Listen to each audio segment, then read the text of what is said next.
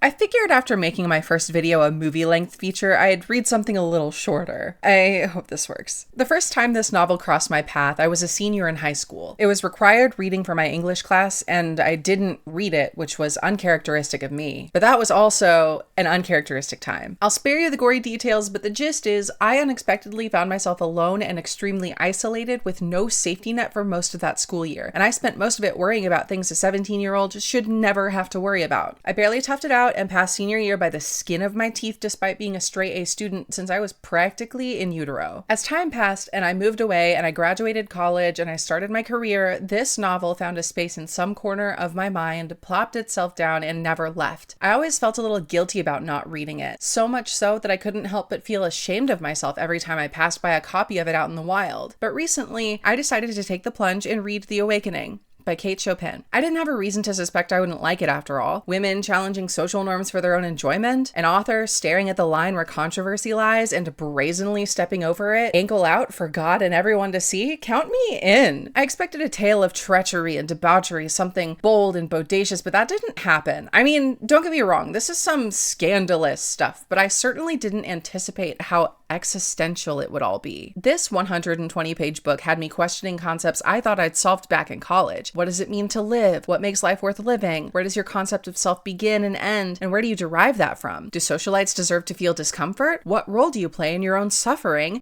And more. I thought I'd had answers to all of these beforehand, at least for myself, but after reading this novel, I can confidently say, I don't know. So strap in, experience The Awakening as I did, because it was eye-opening. Awakening, if you will. I think it's important to note before we dive in here that there are some French or Creole phrases used throughout the novel, and that lends itself to some different translations due to the publisher that may or may not change the meaning of the scenes they're in. For transparency, I'm reading the Dover Thrift editions of this title edited by Philip Smith. If you have an edition and find things are a bit different, that may be why. And I'm interested in what differences there are, so let me know if anything sticks out to you because I love a good discussion.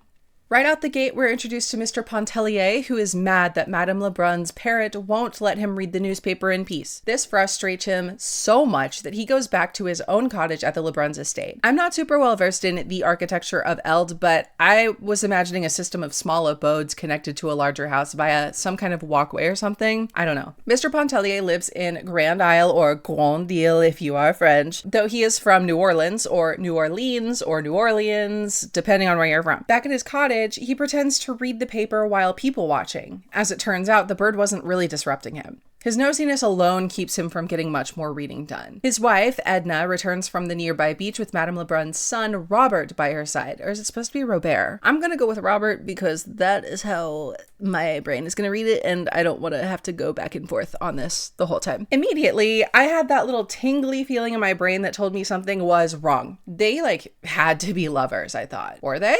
We'll see. Mr. Pontellier doesn't seem concerned about his wife and Robert's relationship because he's more concerned about the state of her skin. "You are burnt beyond recognition," he added, looking at his wife as one looks at a valuable piece of personal property which has suffered some damage. Mrs. Pontellier and Robert Lebrun sit on the porch steps where Mr. Pontellier is still acting like he is reading his newspaper. The two begin to share a story with the head of the household, but he remains quite passive and indifferent. He decides he wants to play billiards at Klein's hotel and suggests he may or may not be home in time for dinner, and then off he goes. Chapter 2 opens up with this description of Mrs. Pontellier. Mrs. Pontellier's eyes were quick and bright. They were a yellowish brown, about the color of her hair. She had a way of turning them swiftly upon an object and holding them there, as if lost in some inward maze of contemplation or thought. Her eyebrows were a shade darker than her hair. They were thick and almost horizontal, emphasizing the depth of her eyes. She was rather handsome than beautiful. Her face was captivating by reason of a certain frankness of expression and a contradictory, subtle play of features. Her manner was engaging. So she's the OG Manic Pixie Dream Girl, right? Later on, we learn she's from Kentucky, where her father owns a plantation. She was an American woman with a small infusion of French which seemed to have been lost in dilution. This was really funny to me because Kate Chopin herself was part French. She was born into St. Louis wealth and knew everything about the ins and outs of social graces. She was quite affluent, actually, and married a Creole man from Louisiana. So, knowing what we do about the author and Mrs. Pontellier, Okay, this is totally a self-insert, right? Can The Awakening be considered the first modern example of YN fanfiction? I mean, come on, this would have done numbers on Wattpad. Don't try to convince me otherwise, you won't succeed. For those unfamiliar, Y/N or Your Name fanfiction is fandom-based fiction written with the reader in mind. It's the ultimate self-insert fiction because rather than making the main character just some random person, they're you, or whoever's reading it at that moment. Since it's impossible to give said character a name and still have it be applicable to every single reader, authors substitute whatever name they'd typically give said character and replace it with Y/N to stand for Your Name. And yeah, although The Awakening doesn't have YN in the narrative, I'm not entirely convinced that Kate Chopin did not write Mrs. Pontellier as a direct reflection of herself. Thus,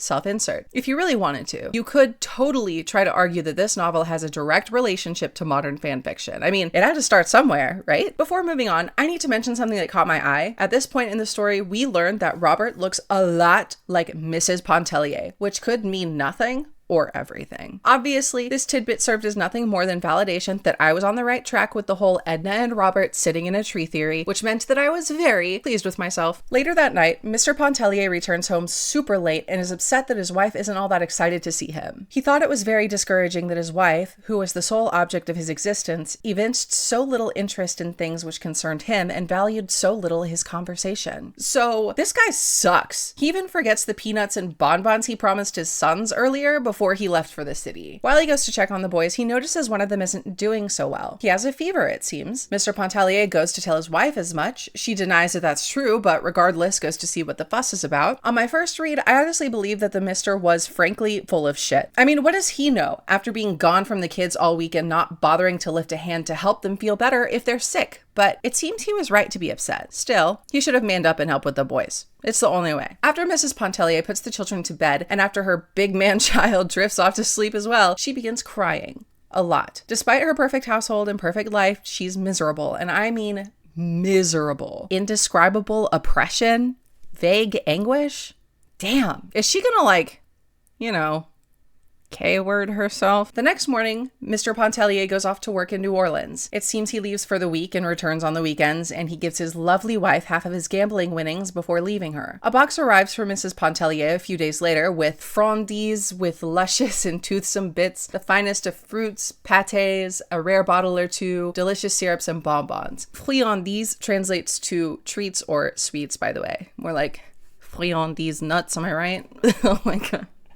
She shares these yummy snacks with the other women of Grand Isle and is forced to admit that her husband is the best husband ever. It was really weird to me that she was, quote, forced to do so, so that made it important. Right? It made sense though, since she had been left to cry alone that one night. It wasn't even necessarily because of her husband's actions or lack thereof, but because of her deep dissatisfaction with the trajectory her life was taking, which was not a particularly fun or interesting one by any means. Now, chapter 4 does something really interesting to me because it has this quirky little narrative shift that starts with Mr. Pontellier and lands on the goings-on of Mrs. Pontellier and her friend, Madame Ratignolle. I think that's how it is. I'm just gonna keep going with it. And all of it serves as a method to express just how different the two friends are regarding their mothering practices. The chapter begins with Mr. Pontellier and his thoughts about his wife's lack of a mother bone. He wishes she would be more like her friend, who's some visually stunning goddess and also a great mom of 3. She wants more, by the way, who actually anticipates the needs of her little ones. And the following shift in focus exemplifies exactly that, because in this exact moment, Madame Ratignolle is making winter garments for her children despite it still being the dead of summer. Although Mrs. Pontellier is with her, she just doesn't seem to get it. We also learn a bit more about the bodaciousness of the Creole people around her. They're all quite open with flirting and sensuality, so much so that all the women of Grand Isle were sharing a copy of a rather scandalous book. This is like the 50 Shades of Grey in the late 1800s, okay? And although all these women loved discussing it and giggling amongst one another, Mrs. Pontellier is more conservative in her view of promiscuity and makes sure to cover the book when she reads it. I felt like I needed to take a second here and clarify something because the rise of social media and Twitter especially has discouraged nuanced thought. I do not believe or support the belief that Creole people, or anyone else for that matter, are more predisposed towards less puritanical practices regarding sex, love, and rock and roll, okay? I'm just reporting what's written in the text. Cool? Cool. Moving on. Here we begin to dig just a little bit deeper into Mrs. Pontellier and Robert's relationship. We learn through this that Robert is a bit of a player, having spent repeated summers pining after various fair women who graced the doorway of Grand Isle. After his previous exploit's death, he attached himself to Madame Ratignolle until her husband landed on the scene those years ago. While they're musing together, there's an exchange I found quite pleasing. She knew I adored her once, and she let me adore her. It was, "Robert, come, go, stand up, sit down, do this, do that. See if the baby sleeps. My thimble, please, that I left God knows where. Come and read Daudet to me while I sew. I never had to ask. You are always there under my feet, like a troublesome cat." You mean like an adoring dog. And just as soon as Ratignolle appeared on the scene, then it was like a dog. Passez, adieu, allez-vous-en. Which basically just means go on, get, for those who don't know a lick of French. Something about these kinds of clever turns of phrase and metaphors just makes me happy. And frankly, I don't think 18-year-old me would have appreciated it as much, but who knows? I'm appreciating it now, if nothing else. So basically, this guy may or may not be in actual love with Madame Ratignolle. No one can really tell. His tone is joking, kind of, but his words hold much weight to them. Those aren't the kinds of things you just say to be funny. Perhaps he was trying to use Madame Ratignolle as a rebound after his precious Mademoiselle Devine's demise, but that's just me. Mrs. Pontellier takes up some painting materials and tries to start painting the object of her affections. No, not Robert. Madame Ratignolle. She had long wished to try herself on Madame Ratignolle. Never had that lady seemed a more tempting subject than at that moment, seated there like some sensuous Madonna, with the gleam of the fading day enriching her splendid color. Robert's watching as she paints and does the thing where he tries to lay his head on her arm, and she kind of pushes him off for a few times. It made me laugh imagining that. It was giving rom-com vibes. Actually, has this been adapted to film? And I mean like modern film, like She's the Man style. If not, it kind of needs to be. And when the painting of fair Madame Ratignolle is complete, it doesn't look anything like her.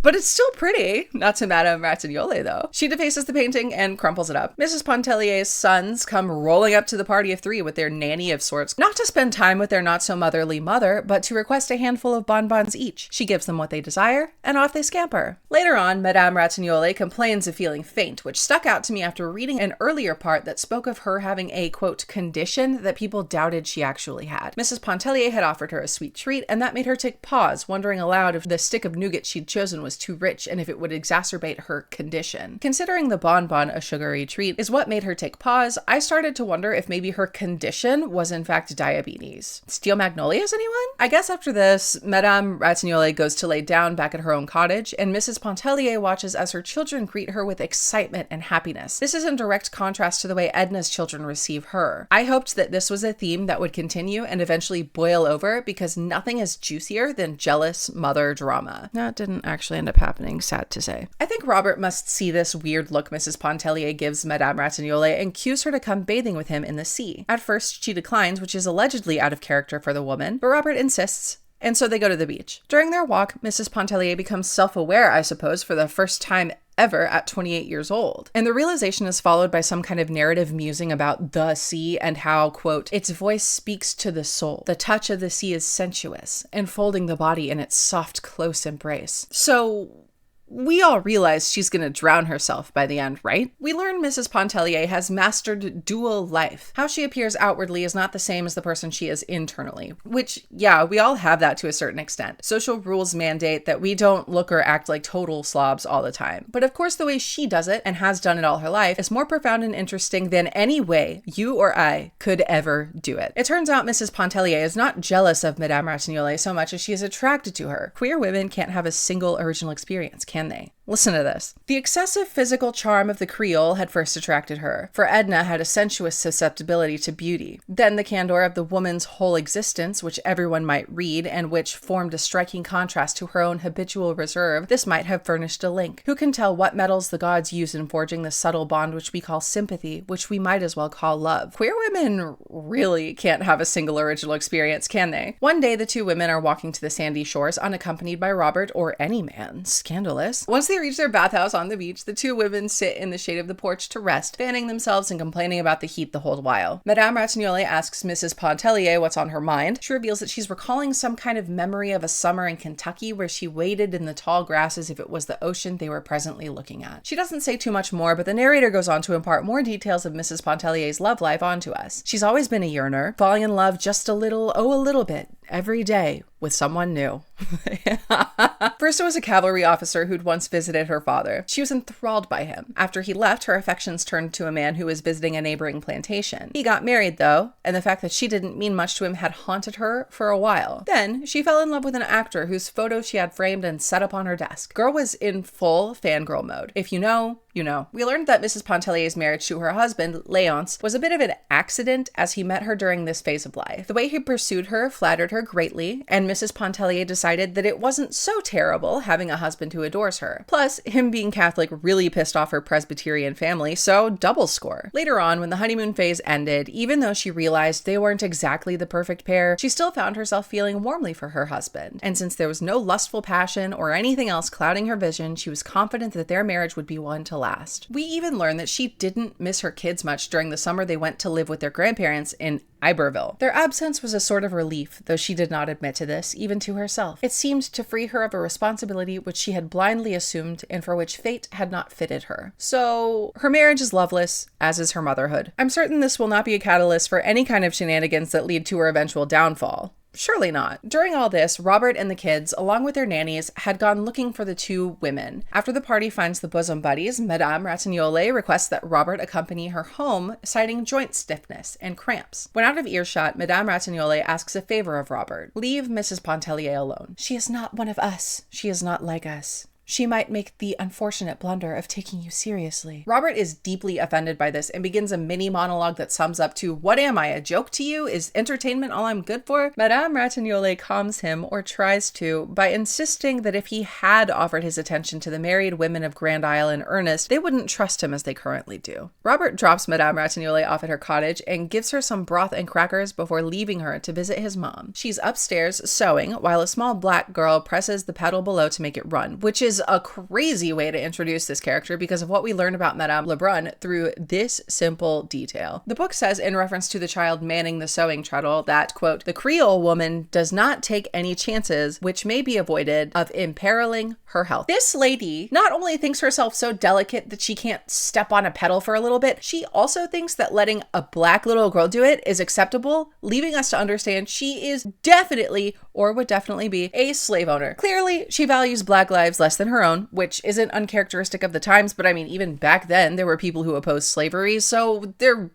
really isn't an excuse. Anyway, Madame Lebrun tells Robert that she promised she'd send her copy of a book to Mrs. Pontellier and he should take it to her when he leaves. Robert, instead of answering, asks where his younger brother Victor is going with the family's carriage. Despite both mother and son trying to gain the attention of the youngest, he sets off with horse and buggy. We're told he's hot-headed as a result of the boy's father dying 20 or so years prior. Robert asks his mother about Montel, Madame Lebrun's unrequited suitor. She answers that he'd sent a letter indicating he'd be in Veracruz soon. Robert asks why she didn't tell him sooner, but Madame Lebrun interrupts him by asking when Mrs. Pontellier would head back to the estate, followed by a critique that she's always consistently late to lunch. Robert takes the book meant for Mrs. Pontellier and takes off. I really loved this scene. The way the conversation dances around itself with nothing being expressly addressed is so fun to me. It seems to highlight this concept of social graces. Don't be direct, it's rude. This social norm is prevalent even today. I don't enjoy it nearly as much in my day-to-day life, though. To me, it feels like a waste of time trying to decipher what the hell other people are always really trying to say to me. But when it's in media, chef's fucking kiss right there. Can't get enough. A few weeks later, there's a party. Everyone's gathered in the main house, talking with one another while the kids read some comics. There's music and dancing and other merriment, lots of warm lights and decorations, all that fun stuff. During all this, Mrs. Pontellier goes out to the gallery, which I assume is some kind of sunroom type thing, and sits quietly by a window watching the moon rise. Robert is quick to follow, asking if she would like to hear Mademoiselle Reyes play the piano. Although Mrs. Pontellier is hesitant, Robert insists, claiming that the Mademoiselle mademoiselle will come because she likes the Pontellier woman. She was a disagreeable little woman, no longer young, who had quarreled with almost everyone, owing to a temper which was self-assertive and a disposition to trample upon the rights of others. Despite this, everyone in attendance seems to love her playing. Mrs. Pontellier is deeply moved by mademoiselle's playing, more moved than usual. Typically, when hearing pieces played for her, she imagines various scenes and scenarios, almost like a painting in her mind. Quote, but the very passions themselves were aroused within her soul, swaying it, lashing it, as the waves daily beat upon her splendid body. She trembled. She was choking and the tears blinded her. As the party draws to a close, Robert suggests a swim. Everyone enthusiastically agrees, and off they all go to the beach. Now, Robert doesn't accompany the Pontelliers like he normally does. This time he actually hangs back and spends some time with a couple lovers who kept themselves near the back of the group. Mrs. Pontellier notices this, as she had for the past little while. Robert seems to have been avoiding her. Maybe he had taken Madame Ratignolle's advice too hard. Anyway, everyone's in the water at the beach, and here's where I totally started believing that Mrs. Pontellier would end up drowning herself by the end of it all. So she's not a strong swimmer, not usually. Over the course of the summer, she'd elicited the help of several different people so she could learn to swim, but to no avail. Somehow, on this night, she decides to give it her all and really go for it. She swims out super far, or super far in her eyes. She's uber mega impressed with herself, but when she turns around to begin treading back to the shore, to her unaccustomed vision, the stretch of water behind her assumed the aspect of a barrier which her unaided strength would never be able to overcome. A quick vision of death smote her soul, and for a second of time appalled and enfeebled her senses, but by an effort she rallied her staggering facilities and managed to regain the land. This naturally scares the shit out of her, and by the time everyone's getting out of the water, Mrs. Pontellier is changed into dry clothing and is making her way back to the cottage. Robert, seemingly worried about the shaken lass, catches up to her to provide her company and comfort. When he tries to be facetious about why she's feeling such intense emotions that night with a ghost story, she rebukes him. That seems to snap him out of whatever playful mood he may have been in, and he understands that she's hurting. When they return to her residence, she asks him to bring her her shawl while she situates herself in the hammock. Mrs. Pontellier's mood here is quite flat and passive, and I think that this causes more concern to grow in Robert. Perhaps it swells so quickly and beautifully in his chest that it feels like something akin to love, or attraction at least, or maybe the distance makes the heart grow fonder cliche comes to fruition here. Maybe in giving Mrs. Pontellier that distance, he's realized that he truly does desire her, or maybe he's desired her all along. Regardless, while he smokes a cigarette and she lays in the hammock in total silence, a bud of desire grows. Mr. Pontellier returns to the cottage at about 1 a.m. after having escorted Madame Lebrun to her place, only to find his wife still laying in the hammock. He pesters her several times, wondering if she'll come to bed, but Mrs. Pontellier decides that no, she won't come to bed. Not for a while anyway. It was at that moment she realized just how much of her life she'd been living on autopilot. Specifically, the text makes it known that she doesn't do as her husband says out of obedience or submission. Rather, she does it, quote, through habit. I've talked about this briefly before, but I will always bring it up to where it applies. Living and existing are two different things. When I meet someone who just exists, someone who doesn't really do anything, who lets life happen to them rather than actively steering the proverbial boat, I feel uncomfortable. We all know the concept of the uncanny valley, right? Looks like a human, but you know it isn't, and it's disconcerting. It's like that, but with personality rather than aesthetics. I saw a quote once from Dan Olson, YouTuber Folding Ideas, regarding Doug Walker, YouTuber Nostalgia Critic. Quote, he's a fundamentally incurious person who isn't much interested in what other people think or feel, and all his ideas boil down to what if Batman met Mario? That is how I feel about existers. And yeah, it's personal preference at the end of the day. Those who are at peace in their mundanity are allowed to be that way. However, it's not for me. In a way, I'm sort of jealous of that kind of simplicity, but at the same time, I myself find that limiting way of life almost torturous. Anyway, this awakening leads Mrs. Pontellier to spend the next morning doing whatever the hell she wants. Well, sorta. This book makes it sound more like a manic episode than anything else. She was blindly following whatever impulse moved her, as if she had placed herself in alien hands for direction and freed her soul of responsibility. She fetches Robert to go to mass with her, which isn't something she's done before. After having some coffee, they board a ferry-type boat thing to take them, I'm assuming, to mainland Louisiana. Some of the inhabitants of Grand Isle are also in attendance, including a girl named Mariquita. I'm not not sure why this character was introduced, but obviously this stuck out to me. I couldn't wait to see what kind of shenanigans she might have stirred later on. Robert and Mariquita have a conversation in what I'm assuming is Spanish or perhaps Creole, considering no one around them can understand the conversation. Mariquita seems very interested in the relationship status of everyone on the boat, including Mrs. Pontellier. Robert says that no, he and the woman are not sweethearts. She has a husband and 2 kids after all. She points out that that hasn't stopped people from taking lovers before. A little later, Robert seems to have forgotten about Mariquita and is talking up Mrs. Pontellier like there's no tomorrow. They talk about taking a boat to various islands to have a bit of a getaway, to climb rocks and watch lizards and catch fish, maybe find some buried treasure. These are all euphemisms for sex, aren't they? During church, Mrs. Pontellier starts to feel woozy, and rather than toughing it out, she leaves the service with Mr. Robbie in tow. Once outside, he insists that they go to Madame Antoine's so that the weary woman can rest before going home. Madame Antoine is a lovely woman, happy to help and hospitable to boot. She happily gives Mrs. Pontellier a room and allows her to sleep to her heart's content. Edna wakes up a bit later and sees Robert is outside reading. After she washes up, she goes out to him, and honestly, I really loved this little exchange of theirs. It was just too cute not to throw in here. "How many years have I slept?" she inquired. "The whole island seems changed. A new race of beings must have sprung up, leaving only you and me as past relics. How many ages ago did Madame Antoine and Tony die? And when did our people from Grand Isle disappear from Earth?"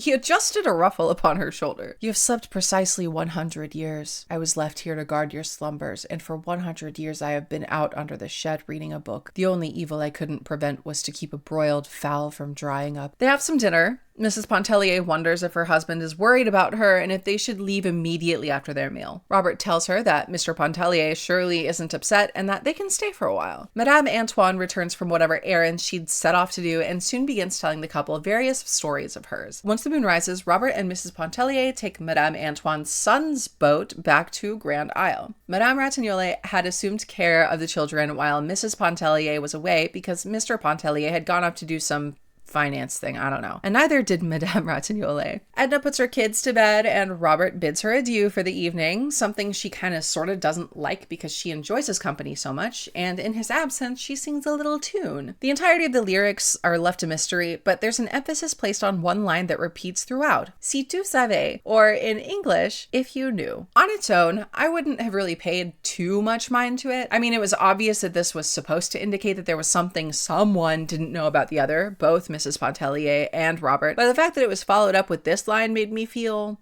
uneasy. Quote, "Robert's voice was not pretentious. It was musical and true. The voice, the notes, the whole refrain haunted her memory." Now, this could very well have been nothing. After all, haunt isn't necessarily a negative word, yet in that context, to me, it conjured images of ghosts and death by extension, and seeing as there had been this ongoing theme of discontent woven throughout the narrative, I found it hard to believe that it was just a neutral term. So what is it that Robert wishes Mrs. Pontellier to know? I'm pleased to report that we don't spend much longer wondering and crafting theories, because that night at dinner, we learn that he's going to Mexico that very night. Everyone at the dinner table raises their voices in shock and anger, all while Robert insists that he's told everyone about his plans, that this was always his plan. It wasn't a secret, after all. He explains that this has to do with the man he's supposed to meet in Veracruz. Remember that nugget of information? In order to make the ship in time, he has to haul out sooner rather than later, and an export of vegetables from Grand Isle later that very night has given him exactly the opportunity needed, and he intends to take it. Side note, I can't overstate how much I loved Kate Chopin's writing. For some reason, the most mundane sentences had a way of imparting such vivid detail with just a couple well-placed words, and not once did it break the flow for me. I found myself sitting back after reading a particularly satisfying sentence every so often and wondering if it would be pertinent to mention, but this is my video, so I decide what's pertinent, so we're gonna go with it. Listen to this. "The lovers were profiting by the general conversation on Mexico to speak in whispers of matters which they rightly considered were interesting to no one but themselves." And let me translate that for you. These two youngins at the table used all this commotion to start flirting with each other. How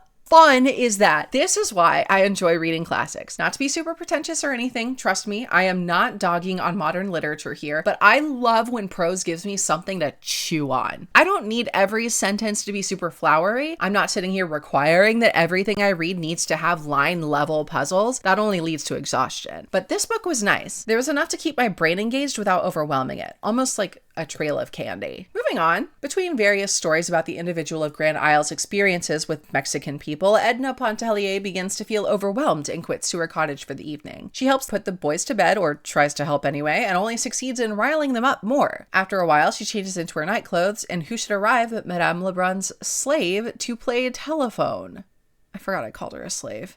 We learned that Madame Lebrun would like Mrs. Pontellier to spend time with everybody back at the main house until Robert leaves. She agrees to this at first, but in the middle of redressing, she changes her mind and sits on her porch step to unwind a bit. Madame Ratignolle arrives shortly after to check on her friend, who declines the second invitation to rejoin the festivities. Madame Ratignolle leaves, and shortly after that, Robert comes by. The pair have a short conversation, and we get this seemingly prophetic line from Robert. He declines Mrs. Pontellier's offer of a fan and says, quote, "It does no good. You have to stop fanning sometime and feel all the more uncomfortable afterward." Based on the theories I'd crafted about the direction of this book at that point, I had this sneaking suspicion that this would be Mrs. Pontellier's fatal flaw. In choosing to step out from the comfort of the life she knew, her proverbial fan, she would only grow more and more upset. The comparative discomfort would become too great, and she would meet her untimely death because of it. Or if her fan wasn't the normal life she'd made for herself, it was certainly Robert. One of the two. The debate over what this fan itself was would boil down into a chicken and egg situation. One that teachers probably often turned into an essay topic or something, where no answer would be wrong so long as you backed it up. But there was still a little over half the book left, so again, we'll see. With Robert's absence, Mrs. Pontellier soon recognizes the younger woman within her that never left. The little girl infatuated with men she couldn't have. The past was nothing to her, offered no lesson which she was willing to heed. The future was a mystery which she never attempted to penetrate. The present alone was significant, was hers to torture her as it was doing then, with the biting conviction that she had lost that which she had held, that she had been denied, that which her impassioned, newly awakened being demanded. Some time passes, and Mrs. Pontellier misses her Robbie. She spends her days swimming as her summer at Grand Isle draws to a close. We also learned she spent much time in the presence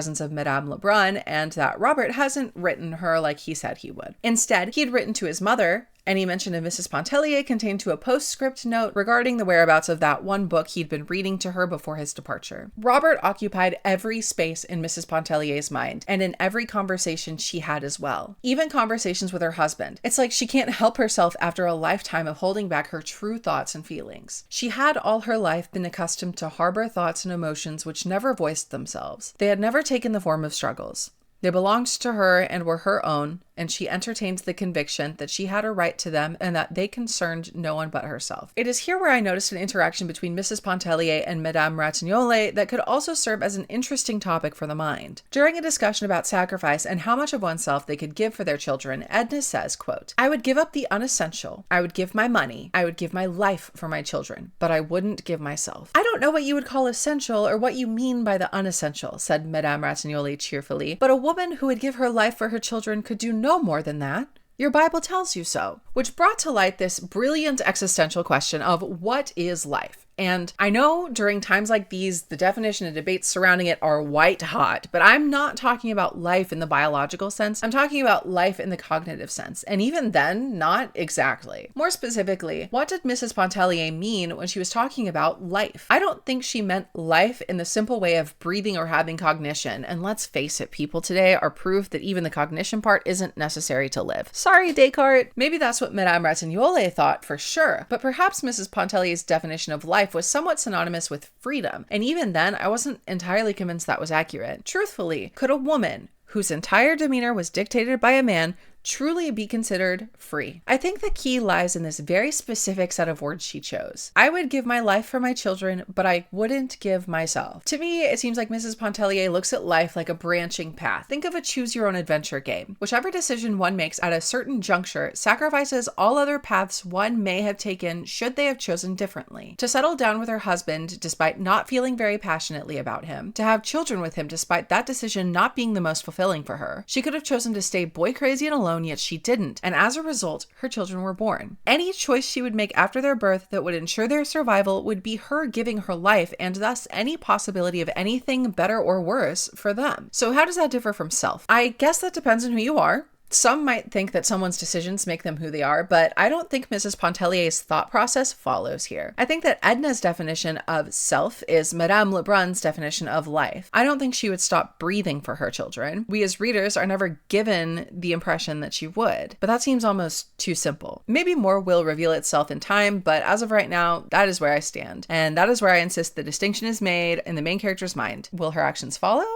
No, I guess we'll see. Back in the present moment, Mademoiselle Reyes initiates a conversation with Mrs. Pontellier about Robert. This eventually turns into a story time where she reveals that Robert and his brother Victor once fought terribly over a Spanish girl. Her name, Mariquita. Uh-oh. Clearly, Mrs. Pontellier does not like that. She goes into the water for a long swim, hoping all the while that Mademoiselle Reyes would just go away and leave her to her burning dissatisfaction. But alas, the Mademoiselle is steadfast and remains at the shore until they both return to the Lebrun house. Now summer's over, and we're back in New Orleans at the Pontellier's house. Everything is nice and neat. The whole place is curated towards greatness. Mr. Pontellier was very fond of walking about his house, examining its various appointments and details to see that nothing was amiss. He greatly valued his possessions, chiefly because they were his, and derived genuine pleasure from contemplating a painting, a statuette, a rare lace curtain, no matter what, after he bought it and placed it among his household gods. Brilliant. Yes, everything is back to normal now that the couple resides once more in their home. Except, no, it isn't.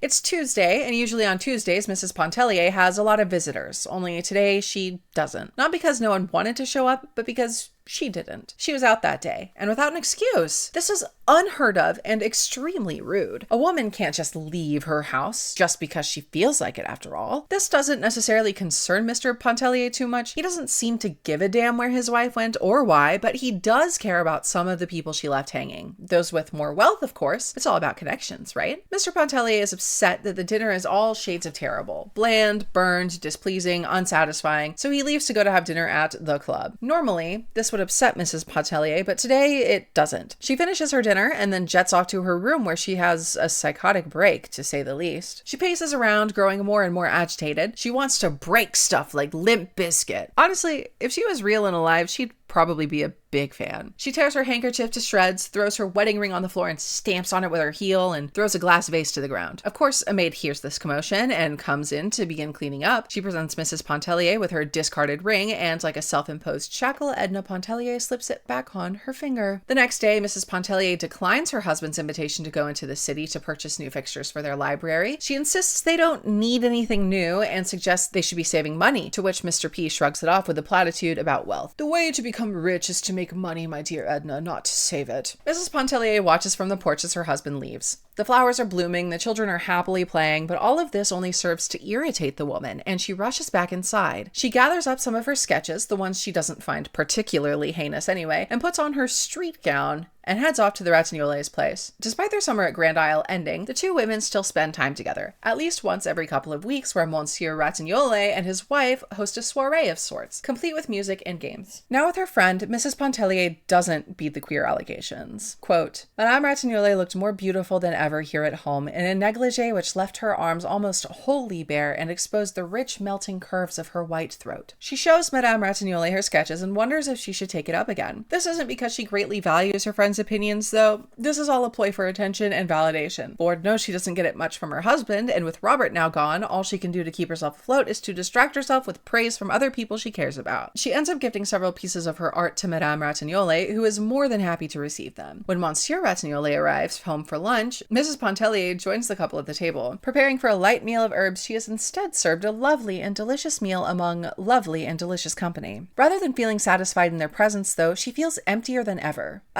Ennui. My favorite word for boredom. And this is almost an all-consuming, self-loathing ennui. Because despite being in the presence of the Ratignolles, two people who at the very least seemed genuinely interested in one another as people, quote, she was moved by a kind of commiseration for Madame Ratignolles, a pity for that colorless existence which never uplifted its possessor beyond the region of blind contentment, in which no moment of anguish ever visited her soul, in which she would never have the taste of life's delirium. I honestly wasn't entirely sure I'd read that part correctly the first time. In the paragraphs leading up to that point, we were told that the couple were delighted in one another's presence. We saw a sort of familiar comfort displayed between the two. They even, did the thing. They finished each other's sandwiches. But Edna, for some reason, seemed to believe that Madame Ratignolles' contentment was blind. Maybe I'm built different, maybe Edna's better than I am or something, but the Ratignolles' relationship seemed pretty perfect to me. And yeah, perfection's boring or whatever people say these days, but just because the two were happy in each other's presence doesn't mean either of them hadn't experienced life's delirium before. In my opinion, Edna was just flat out denying that either of them could feel any sort of passion purely because they had that perfect domestic bliss she didn't enjoy as much as she thought she would. For some of us, this almost Arcadian type of romance is fulfilling in itself. I can only speak for myself here, and I don't want to derail too much, so I'll keep it brief. When you're accustomed to life's delirium, contentment feels like bliss. Maybe Mrs. Pontellier didn't quite understand that though. Her father owned a plantation, she married rich, but aside from that, what anguish had she ever really faced? Since she was accustomed to contentment, it would follow that life's delirium would feel like bliss to her. That's gonna be an issue. I can tell. I know as well as the next person where romanticizing pain gets a girl. There's no way this ends well. It was at this next chapter where I almost immediately walked back that theory of mine. Perhaps I was being too harsh insinuating that Mrs. Pontellier didn't know struggle. She's a woman in the 1800s after all, and a wife to boot. In a way, she's been owned her entire life, told what to do and when and by whom. She was in a gilded cage of sorts. But this doesn't refute the fact that she desires life's delirium. Clearly, she didn't perceive herself as a victim of circumstance. Maybe this was, again, a difference in definition. Just like Mrs. Pontellier and Madame Ratignolle didn't seem to agree on the distinction between life and self, maybe we didn't agree on contentment and anguish. Perhaps Edna's view of the two terms was entirely external, while mine wasn't. To me, being forced into a role I never wanted, yet still acting the part, is anguish. However, she herself describes the act of assuming this role she's been told to play as contentment. And yeah, on the outside, sure, doing what you need to do to keep yourself safe, totally contentment, but internally, it's hell. Maybe we can revisit this later. It's making my brain hurt. So yeah, Mrs. Pontellier starts doing whatever the hell she wants, and she loves every second of it. Well, almost. Of course, she still gets the sads every now and then, but otherwise, she's having a blast. One day, she goes to seek out Mademoiselle Reisz, only to find that her last known residence doesn't house her anymore. The current tenants have no idea who she is or where she went. Mrs. Pontellier tries the nearby grocer, who is about as unhelpful. Finally, light bulb, she goes to find Madame Lebrun's household in New Orleans to see if she knows where Mademoiselle Reisz went. The Lebrun estate is brutish to say the least, the text directly referring to its appearance as a prison with bars on the front door and a high wall surrounding the estate. Victor greets her and ushers her inside while his slave goes and fetches Madame Lebrun for her. While the two are alone, Victor begins to tell Mrs. Pontellier some kind of scandalous story about whatever happened between him and a woman. He's cut short by his mother arriving. The two women sit down and talk for a while, and Victor takes up a spot behind Madame Lebrun, providing Mrs. Pontellier with some degree of entertainment by the faces and gestures he makes, his mother being none the wiser. We learn that Robert had sent 2 letters home, neither of which had any message for Edna Pontellier. He'd met with Montel in Vera Cruz and was on to Mexico City to try and make some money. Eventually, they get to the meat of the conversation, and Mrs. Pontellier learns where Mademoiselle Reisz lives. Hooray! When she leaves, Victor and his mom have an exchange where they agree that she looks ravishing. The city is doing her so much good. Meanwhile, not even 2 chapters earlier, she looked so unwell that Monsieur Ratignolle suggested a tonic to help her feel better. What a difference self-agency can make, huh? Mrs. Pontellier arrives at Mademoiselle Reisz's place on the top floor of some apartment building. There, the 2 women have some coffee and a little treat as a side to their conversation. We learn that Robert has written to Mademoiselle Reisz, of all people, and about Mrs. Pontellier in particular. Mrs. Pontellier requests to see the letter multiple times. Mademoiselle Reisz declines multiple times. Eventually, she wears the woman down and gets to read the letter. We as readers don't get to know the contents of Robert's writing. Oh no, that would be too easy. All we know is it makes her crumple up the paper, dampened by her own tears before she leaves for the night, asking if she can visit the Mademoiselle again. One day, out of an abundance of concern for his wife, Mr. Pontellier seeks out the family doctor, Dr. Mandelet. He explains that Edna isn't doing well, that, quote, she lets the housekeeping go to the dickens. The doctor laughs all of this off, to which Léonce Pontellier insists something is wrong. Mandelet asks if she's possibly been hanging around with, quote, pseudo-intellectual women, super spiritual superior beings, and you know what? I like that. I think I'll start using that. Super spiritual superior beings. It's got a nice ring to it, honestly. Mr. Pontellier insists that this isn't the case, that his wife just changed one day. Dr. Mandelet takes this opportunity to impart some lovely knowledge on the worrywart. "Pontellier," said the doctor after a moment's reflection, "let your wife alone for a while. Don't bother her, and don't let her bother you. Woman, my dear friend, is a very peculiar and delicate organism. A sensitive and highly organized woman, as I know Mrs. Pontellier to be, is especially peculiar. This is some passing whim of your wife, due to some cause or causes which you and I needn't try to fathom, but it will pass happily over, especially if you let her alone." So basically, she's just a silly woman. Let her get it all out, and her folly will be over in no time. We love that. Shortly before leaving, Mr. Pontellier informs the doctor that he'll be out of town sometime soon on business and offers to let Mandelet in on it if he wants. Whatever the hell that means. It stuck out to me though, so I just thought I'd mention it. I don't really think anything comes up with that later, actually, so womp womp. Perhaps Mrs. Pontellier will use that opportunity to fully lose her marbles and become some kind of Amy Dunn-style family annihilator. How fun would that be? Anyway, the two make a plan for the doctor and his wife to come over for dinner that Thursday, and with that, Mr. Pontellier leaves to go do man of the household stuff, I guess. Edna's papa comes to town to look for a wedding gift for one of his other daughters, and also to spend time with the Mrs. Pontellier. I'm sure it's obvious what side of the Civil War this guy was on, considering he's, you know, a, quote, plantation owner, but just in case you were still questioning it. Upon his arrival, Edna began by introducing him to her atelier and making a sketch of him. He took the whole matter very seriously. If her talent had been tenfold greater than it was, it would not have surprised him, convinced as he was that he had bequeathed to all of his daughters the germs of a masterful capability which only depended upon their own efforts to be directed towards successful achievements. Eugenics at its finest. Anyway, while in town, Edna and her father visit the Rossignols for one of their soirees and have the doctor over for dinner, who notes nothing of concern regarding the condition Mr. Pontellier described to him in confidence earlier that week. In fact, quote, he observed his hostess attentively from under his shaggy brows and noted a subtle change which had transformed her from the listless woman he had known into being who, for the moment, seemed palpitant with the forces of life. Her speech was warm and energetic. There was no repression in her glance or gesture. She reminded him of some beautiful, sleek animal waking up in the sun. I guess you could say she's awakened. The conversation among the dinner eaters drifts through various different tales about life and such. Dr. Mandelet imparts upon his listeners a story of a wife who'd lost feelings for her husband only to regain them after a brief stint of trying to find that missing passion literally anywhere else. And Edna, of course, responds in turn with a story of two lovers who ran away with one another, got lost at sea, and never looked back. At the end of the night, as Dr. Mandelet walks home in the cool darkness, he reflects on all that had transpired. He regrets going to dinner and having witnessed what he did, and to himself hopes beyond hope that, quote, it isn't Alcée Arobin that Mrs. Pontellier cheated on her husband with. The colonel is furious when he leaves to New York City for the wedding, considering Edna refuses to go. Léonce, taking the doctor's advice to heart, doesn't force his wife to make any one decision. The father reprimands his son-in-law, stating that, quote, authority and coercion are what is needed. Put your foot down good and hard, he says. The only way to manage a wife. Take my word for it. This is followed up by one of the hardest lines of the book thus far. Quote, the colonel was perhaps unaware that he had coerced his own wife into her grave. And guess what?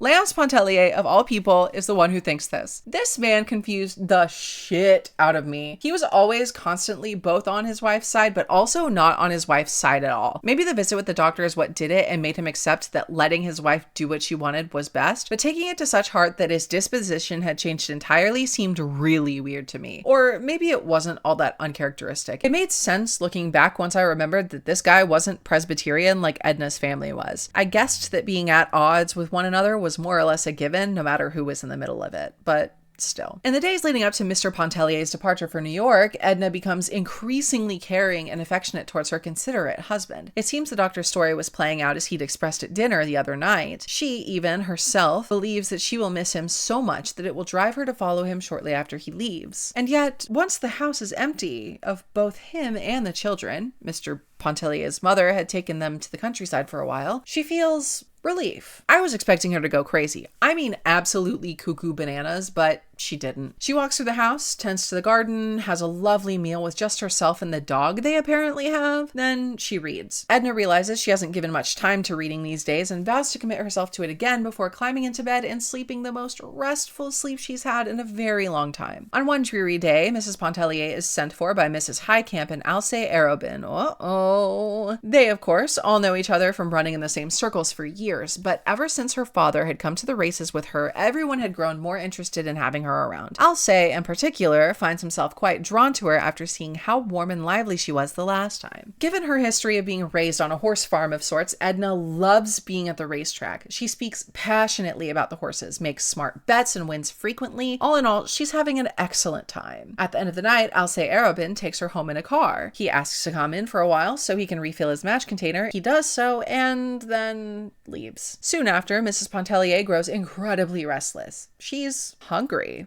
She wishes something had happened with Alcé and regrets not asking him to stay longer. Clearly, her physical hunger is a manifestation of her sensual hunger, if you know what I mean. Maybe the doctor hadn't been as wrong as I initially thought he was. A couple days later, Alcé sends for Mrs. Pontellier and asks her to join him at the races once again. For some reason, neither Mrs. Highcamp nor her daughter can attend, but that's all right. Edna, unable to think of anyone else she'd invite in their place, simply spends the day with the charismatic young man. Towards the end of the night, their conversation steers toward how things may be different had they met one another in the preceding years. Alcé laments that he was quite impulsive and shows Mrs. Pontellier a scar on his wrist that he'd earned in a skirmish involving sabers in France. This upsets the woman for some reason, and she casts him away with disdain. He tries to regain her favor and ends up kissing the back of her hand, which basically was like real life actual kissing back in the day, am I right? Mrs. Pontellier again tells him to leave, and this time he does, and she's left alone with the guilt of desiring another man. She wonders to herself what he would think, but that he isn't Léonce Pontellier, her husband. It's Robert Lebrun. Alcé sends an apology to Mrs. Pontellier, and she spends a stupid long time trying to figure out how to respond. And I'm talking game theory level thought. If she ignores him, it makes the whole thing look like a big deal to her. If she replies in a serious tone, it confirms that she'd taken his advances seriously and perhaps encourages him to test the proverbial waters again. And as a married woman, she can't do that. So she decides to send him something lighthearted in the hopes that it indicates that the whole hand-kissing debacle was truly no big deal. And it works. The two start spending lots of time together once again. Nothing can go wrong. One dark and stormy night, Edna goes to visit the Mademoiselle Ries. Here we learn that Mrs. Pontellier is looking to move into a smaller house soon, one on the corner of the street where she currently lives. When asked what for, she explains that having nothing of her own bothers her. Neither the house she lives in nor the money put towards it are hers. She has money of her own after winning a handsome sum at the races and is earning even more cash through selling her art. In reality, she understands that something has to give, and when it does, she wants to only belong to herself and no one else. Here we learn Mademoiselle Ries has another letter from Robert, and she lets Edna Pontellier read it as she's done with his other correspondences in the past. She hasn't told Robert that she lets the married young woman read them, otherwise she's certain he wouldn't continue sending them.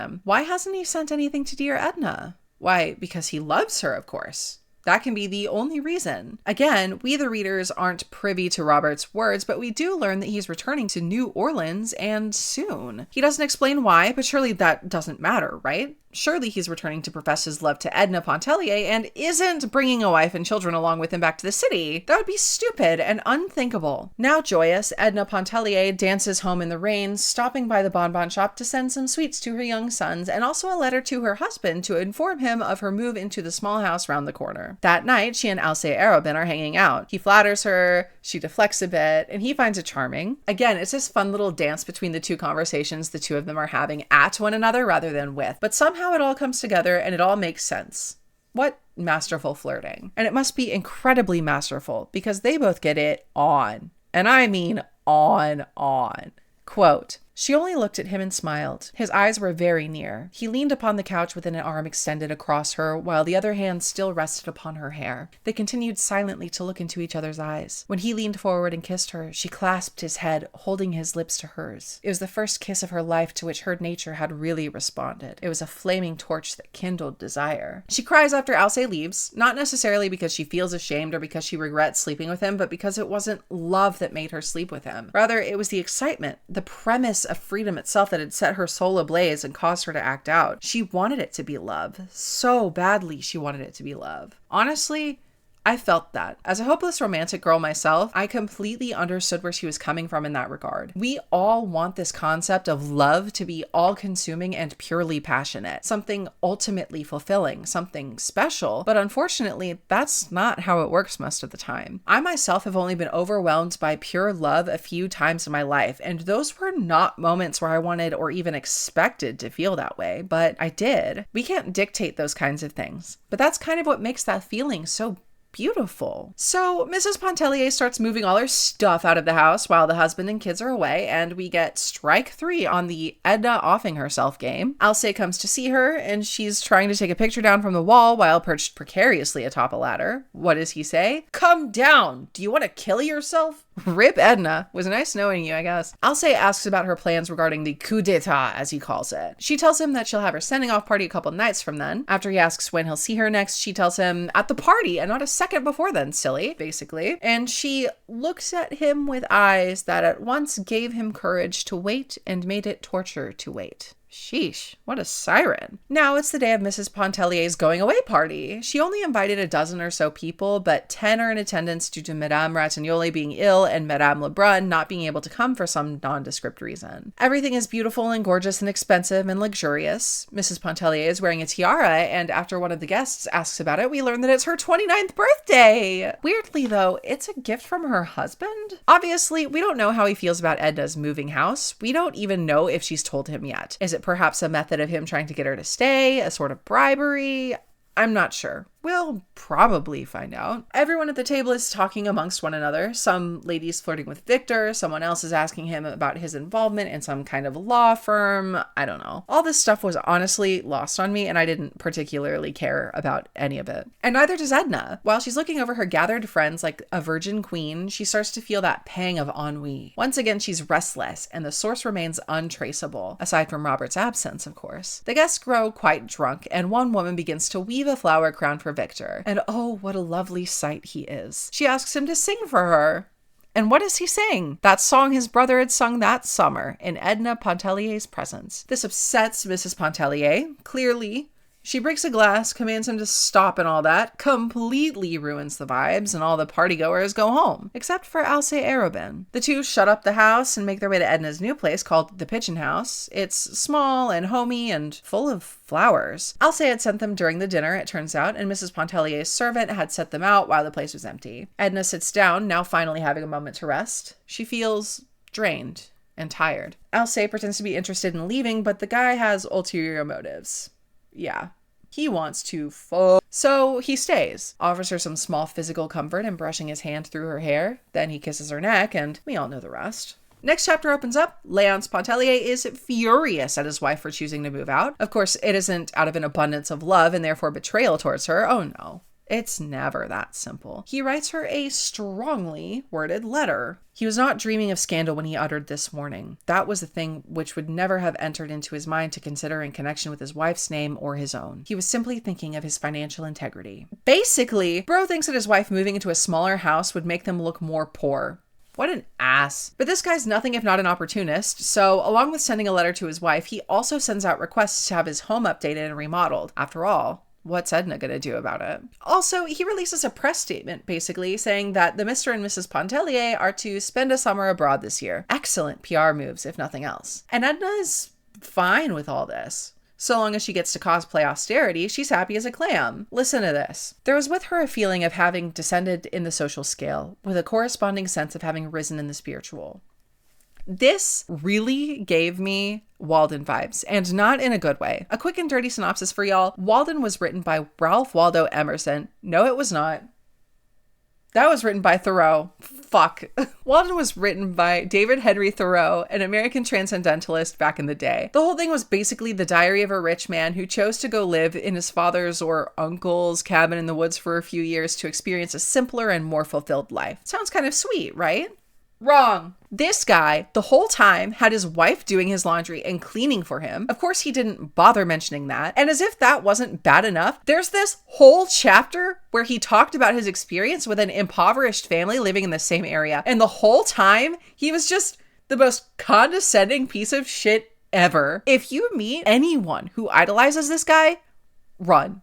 Fucking run. So yeah, Edna's just kind of pulling a Thoreau, and it really put me off. Don't get me wrong, I understand that there is in fact an aspect of relief that comes with no longer having to perform one's social duties at all, but she really didn't have to perform them to begin with. She had like servants and nannies and shit, so I wasn't really buying it. Anyway, in February, Mrs. Pontellier goes to Iberville to visit her kids, and boy is she so happy to see them. For once, she appears genuinely excited and engaged with her kids. Oh, she loves them so much, but not really. Because once she's home, all of that just fades. Maybe it was best, honestly, for Leonce's parents to keep the kids longer while the estate was under construction. Honestly, at this point in the book, I really started losing steam. I wasn't all that interested in the whining of a woman born into affluence on the backs of Black people. It's boring to me and overdone. Overdone because that's just what history books are. You know, even divorcing the concept of race from it all, I was just getting poor little rich girl vibes. And don't get me wrong, I'm a hopeless romantic through and through, but I wasn't able to really connect with Edna on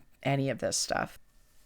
Anyway, Edna goes to see Mademoiselle Reisz. She isn't home, but that doesn't stop her from entering the apartment and making herself comfy until her friends return. She needs a break after the day she's had, apparently. First off, Madame Ratignolle has paid a visit only to complain that she was feeling neglected by her friend, to check out the new home, and also to gossip. Someone had been talking about Alcée Arobin and had mentioned his visits to Mrs. Pontellier's home of late, which itself wouldn't be such a big deal if he didn't have the reputation of being a huge player. But Madame Ratignolle waved it off a bit before going on her way. Later on, Mrs. Merriman and Mrs. Highcamp both came to pay a visit to invite her to play cards sometime soon. She accepted only to get them out of her hair because she found them quite draining. These two interactions leave Mrs. Pontellier so exhausted that she ends up here alone at Mademoiselle Reisz's place. She spends the afternoon doing nothing much of note when someone knocks at the door. It's Robert. Yes, Robert came swiftly to see Mrs. Pontellier the moment he returned from Mexico because he couldn't stand the thought of no longer being in her presence. I'm just kidding. Turns out he returned 2 days ago and reveals he's only come back because his business ventures weren't profitable. 100 times Edna had pictured Robert's return and imagined their first meeting. It was usually at her home, whether he had sought her out at once. She always fancied him expressing or betraying in some way his love for her. And here, the reality was that they sat 10 feet apart, she at the window, crushing geranium leaves in her hand and smelling them, he twirling around on the piano stool. Edna sets off to leave the Mademoiselle Reisz's place, feeling a bit betrayed. Robert decides to also leave, not because he wants to spend time with Mrs. Pontellier naturally, but he wisens up to the part he's supposed to play and offers to walk her home. Once at the Pigeon House, Edna insists he stays for dinner. He tries to get out of it, citing his mother expecting him and also some nondescript engagement. To marry Kita, perhaps? Who knows? But seeing how hardened her face becomes, Robert decides to stay. While Mrs. Pontellier is off making arrangements and directing her servant, he rummages through her art laying around and finds a portrait of Alcée Arobin. This seems to upset him in a way. He begins to grill her over it. She grills him in return over Mexico, but his reply isn't about Mexico.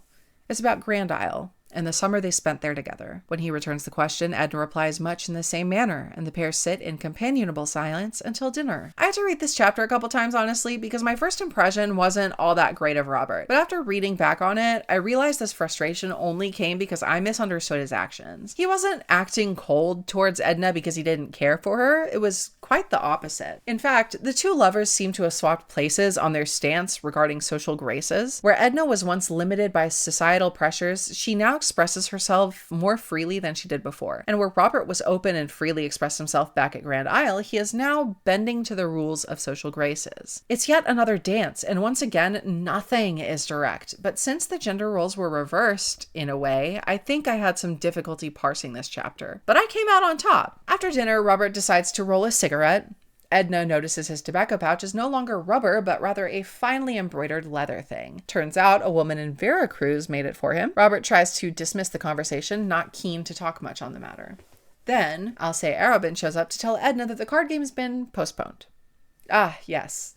The love triangle is in the same room. How juicy. Through this interaction, we learn Alcée has been in Veracruz before, but the women didn't care for him enough to make him anything. Some kind of indication that the tobacco pouch actually meant something and that Robert wasn't being entirely truthful earlier. Robert leaves at this point, leaving Edna Pontellier and Alcée Arobin alone. She writes a letter to Mrs. Merriman expressing her condolences for not being able to make it to the card game despite it being postponed. Social graces and all that, I guess. Before leaving, Alcée decides to say some sweet nothings that are lovely to hear, but she knows he doesn't mean them. He even lies when she calls his bluff on it, and she knows that. So she doesn't join him on a walk, and she doesn't let him stay either. Edna wakes up feeling hopeful about her relationship with Robert continuing now that he's back. She thinks that surely he will want to see her, but he doesn't. Nor does she put herself in his way to make herself noticed. When he never called on her, she would go to bed disappointed. Rinse and repeat until the bright sense of hope she has for Robert dulls over time. Until Alcée comes one night and implores her to go out for a ride with him. She agrees, and after a thrilling evening of horses and dinner and maybe sex, she feels nothing. Nothing at all. Days go by and Edna finds a cute little garden to spend her time in. There's a cat and a woman who sells dairy, and she has her dinner there frequently. It's a lovely, secluded place for her to just be herself. Until Robert shows up one day. Edna expresses her disappointment in him, and he kind of goes on the defensive. "Why have you kept away from me, Robert?" she asked, closing the book that lay open upon the table. "Why are you so personal, Mrs. Pontellier? Why do you force me to such idiotic subterfuges?" he exclaimed with sudden warmth. "I suppose there's no use telling you I've been very busy, or that I've been sick, or that I've been to see you and not found you at home. Please let me off with any one of these excuses." "You are the embodiment of selfishness," she said. "You save yourself something, I don't know what, but there is some selfish motive, and in sparing yourself you never consider for a moment what I think or how I feel your neglect and indifference. I suppose this is what you would call unwomanly, but I have got into a habit of expressing myself. It doesn't matter to me, and you may think me unwomanly if you like. No, I only think you cruel, as I said the other day. Maybe not intentionally cruel, but you seem to be forcing me into disclosures which can result in nothing. As if you would have me bear a wound for the pleasure of looking at it without the intention or power of healing it." What an amazing interaction. Those two were so good at calling each other on their shit. They both know the other is full of it, you know? But this frankness was so delightful to me after all of the time spent dodging it. It almost felt like coming home from a hard day at work and putting on my jammies. Nothing could ever top that feeling for me. Anyway, the two go back to Edna's place and the passion roars. She kisses him and he kisses her back. Finally, he admits that he loves her, that going to Mexico was the only way to keep him from going insane since he knows he can't have her and she's married and therefore another man's property. Ugh, what a phrase, huh? Edna replies that no one owns her. She's a person. What a revolutionary idea. Their passions are cut short though, as Celestine, the servant, comes in to inform Edna that Madame Ratignolle is very sick and has requested her audience. Although Robert insists he should come along, Edna begs him to stay put with the promise that she'll return later. That's kind of fishy. So this part confused me a bit, and I'm not sure if the intention was to obfuscate that Madame Ratignolle was having a baby, or if that's just how people talked about the matter back then, but regardless. The illness is childbirth. Ain't that the truth? Hey-o. And it goes about how you'd expect, honestly. Except there's a point where Edna recalls the birth of one of her own children. Things had gone south or something, and she'd had to be sedated. Despite her discomfort, Edna stays by her friend's side as the same fate happens to her. Listen, I did not doubt for a second that Edna's medical trauma was real. As a woman myself, just reading those couple lines had me feeling so nauseated. Imagine, something isn't right, then all of a sudden you're passed out and unable to do anything. Then bam, there's your baby. No wonder she didn't feel too motherly towards her children. That is such a harrowing experience. And it's not the kid's fault. And after all that, she was just expected to just carry on a normal life as if she hadn't faced one of the most significant traumas a person could ever deal with. I mean, we know the state of medicine today, and we know the state of medicine back then. We know she had no clue what was going on that entire time. Instead, a couple men just violated her. And I know that might seem like a strong word, but it's accurate. I couldn't say that I ever sympathized with Edna much throughout all of this novel, but that part specifically was gut-wrenching. In a matter of seconds, I went from feeling ambivalent to unadulterated sisterly love for her. This fictitious character who shared an experience that so many other countless women have also suffered. I don't think that's what I was supposed to take from it, but still. Edna is still shell-shocked by the time she heads off for home. This worries Dr. Mandelet, who was present at the birth, of course, and walks her home. He confides in her that she shouldn't have been there, that it wasn't appropriate, what with Madame Ratignolle's parting words, "Think of the children, Edna, remember them." Mr. Mandelet offers to be a shoulder for her to lean on, metaphorically speaking, and she politely declines. When finally back at her house, Edna sits on the porch step for a little while, contemplating life and things. It bums her out, to say the least, but the thought of Robert waiting inside for her stirs her to excitedly go meet him. But he's not there. Who could have seen this coming? Truly. He left at some point, leaving a short note that reads, "I love you. Goodbye, because I love you." She doesn't scream. She doesn't cry. She doesn't even break stuff or anything like that.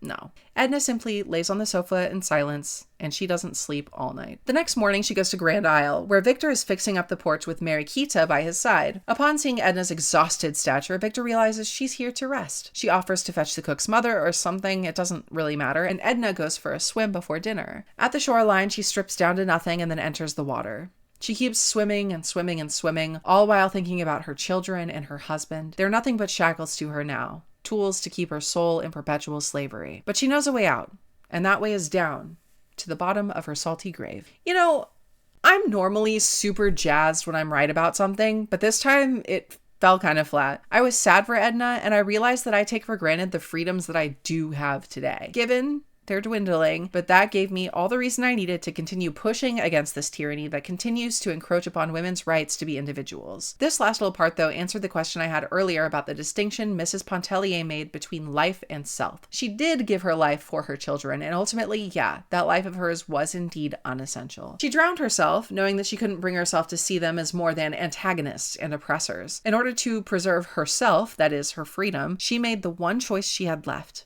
In her mind, Robert took away any last bit of freedom she may have had, which was the freedom of choosing who to love. Everyone else she didn't even give two shits about. The affair with Alcée was just a way to fill a hole, no pun intended. She admitted herself, if it wasn't him, it would have been someone else. And so, in a society where adhering to strict social norms is all anyone does, what choice is left for those who don't want to take part in it other than preserving their sense of self by choosing to remove themselves from the equation? Looking back, I think Edna actually had every right to be dissatisfied with her life. Realistically, every person does. Earlier, I was rolling my eyes and wondering why she was so bothered when everything she ever wanted was provided to her, and on a silver platter at that. It took a pretty grotesque scene for me to remember that even though rich white women have had and continue to have a significant amount of privilege in society, not even money can save us from being subjugated under patriarchy. Which, don't get me wrong, being trapped in a gilded cage is objectively better than being trapped in a snake's belly. The snake being racism, colorism, colonialism, any type of queer phobia, ageism, classism, etc. I am not about to deny that. I think that this can serve as a reminder, though, to the whiteys out there like me, that stepping on the people below you can only get you so high in this social hierarchy. There will always be leopards, and if they don't outright eat your face, then they'll at least kiss you until their tongue rips all the flesh off your bones. And this is true of men too. Don't think I forgot, y'all.